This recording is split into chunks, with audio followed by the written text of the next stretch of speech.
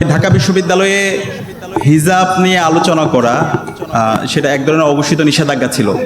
আমরা দীর্ঘ ফেসিবাদী আমলে দেখতে পেয়েছি বিশ্ববিদ্যালয়ের অসংখ্য শিক্ষকরা আমাদের বোনকে হিজাব পরার কারণে তাদের ভাইবা থেকে তাদেরকে বের করে দিয়েছে, মার্কস কমিয়ে দিয়েছে, বিভিন্ন ধরনের হ্যারাসমেন্ট করেছে। সেই গল্পগুলো আমরা জানি। তখন আমাদের জায়গা থেকে আমরা যতটুকু পেরেছি চেষ্টা করেছি, কিন্তু ক্যাম্পাসের যে শিক্ষকরা ছিল, বিশ্ববিদ্যালয়ের যে প্রশাসন ছিল এবং পুরো যে এস্টাবলিশমেন্ট ছিল, সবসময় আমার যারা মারা এবং বোনরা যারা হিজাব করতো তারা বিভিন্নভাবে নিপীড়ন করেছে। তো আজকে জুলাই বিপ্লব পরবর্তী আজকে নতুন বাংলাদেশ, সেই বাংলাদেশে এই ধরনের বঞ্চনা চলবে না। হিজাব ফোবিয়ার নামে আমার বোনের উপর কোনো লাঞ্ছনা সেটা আমরা মেনে নেব না ইনশাআল্লাহ। এবং ঢাকা বিশ্ববিদ্যালয় থেকে আমরা সেটা শুরু করতে চাই। আমরা ডাকসুর পক্ষ থেকে একটা সেল গঠন করব। প্রত্যেকটা ডিপার্টমেন্টে আমাদের সেই সেলের সদস্যরা যাবে। কোনো শিক্ষক অথবা বিশ্ববিদ্যালয়ের প্রশাসনের যদি কোনো কর্মচারী কর্মকর্তা আমার বোনদেরকে হিজাব পরার কারণে কেউ যদি হ্যারাসমেন্ট করে কোনো ধরনের অভিযোগ পায়, আমরা তাদের বিরুদ্ধে আইনগত ব্যবস্থা নেব ইনশাআল্লাহ। আপনারা কি আমাদের সাথে থাকবেন? ইনশাআল্লাহ আমাদের এই ঢাকা বিশ্ববিদ্যালয় থেকে আমরা এটা শুরু করব এবং সারা বাংলাদেশে আমরা সেটা ছড়িয়ে দিব। আমরা বলতে চাই, ডাকসুর সময় আমরা বলেছিলাম আমরা সবার জন্য একটা নিরাপদ ক্যাম্পাস গড়তে চাই। বাংলাদেশের সকল নাগরিকদের জন্য আমরা একটা নিরাপদ ক্যাম্পাস করতে চাই, নিরাপদ বাংলাদেশ বিনির্মাণ করতে চাই। তো সেই নিরাপদ ক্যাম্পাস গড়তে এই ক্যাম্পাসে যারা হিজাব পড়ে তাদের যেমন অধিকার নিশ্চিত করব, যারা নন হিজাব তাদেরও অধিকার আমরা নিশ্চিত করব। প্রত্যেকের ন্যায্য অধিকার নিশ্চিত করা হচ্ছে আমাদের দায়িত্ব ইনশাআল্লাহ। এবং সেই দায়িত্ব পালন করার জন্য যা যা করা দরকার সেই দায়িত্ব আমরা পালন করব। আমরা আশা করছি ঢাকা বিশ্ববিদ্যালয় কেন্দ্রীয় ছাত্র সংসদের সাথে আপনারা যেভাবে আমাদের সাথে ছিলেন, ভবিষ্যতে আমাদের সাথে থাকবেন।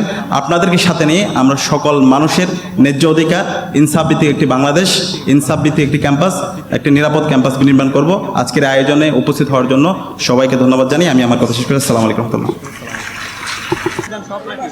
It's really my pleasure I am here. Allah subhanahu wa ta'ala's blessing. দরুদ ও সালাম প্রফেসর সাল্লাল্লাহু আলাইহি ওয়াসাল্লামের প্রতি। আজকে যারা আয়োজক তাদেরকে ধন্যবাদ, মঞ্চে যারা আসেন তাদেরকে সম্মান, এবং সামনে যারা বসা তাদেরকে সহ সবাইকে সালাম। আমি আজকে এখানে এসেছি কিছু কথা শোনার জন্য, কিন্তু আসার পরে অনুরোধে আমি রাজি হয়েছি কথা বলার জন্য, এই কারণে যে আমি ইতিহাসের একটা অংশ হলাম। আমার কাছে মনে হয় ডাকসু কখনো হিজাব দিবস পালন করেছে টিএসসিতে ডাকসুর কলিজার উপরে বসে, এটা কখনো করেছি কিনা আমার জানা নেই। সম্ভবত আজকেই প্রথম। আর এরকম একটা আয়োজন করতে পারার জন্য যারা রক্ত দিয়েছে, যারা জীবন দিয়েছে, তাদের রুহের মাগফিরাত কামনা করি। যারা আহত হয়েছেন তাদের সুস্থতা কামনা করছি।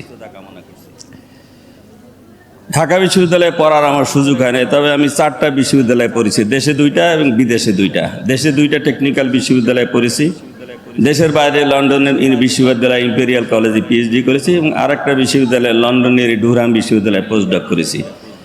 কিন্তু ঢাকা বিশ্ববিদ্যালয় আর টেকনিক্যাল মানত স্ট্যান্ডার্ড না থাকলেও এটা আমরা পাশ্চাত্যের অক্সফোর্ড বলে বিবেচনা করি। সেখানে 2-1টা কথা বলতে সুযোগ পাওয়ার জন্য আমি আল্লাহর শুকরিয়া আদায় করেছি। হিজাব সরাসরি হিজাব ফরজ কিনা আমি জানি না, তবে পর্দা করা ফরজ। সেটা শুধু নারীদের জন্য নয়, নরদের জন্য।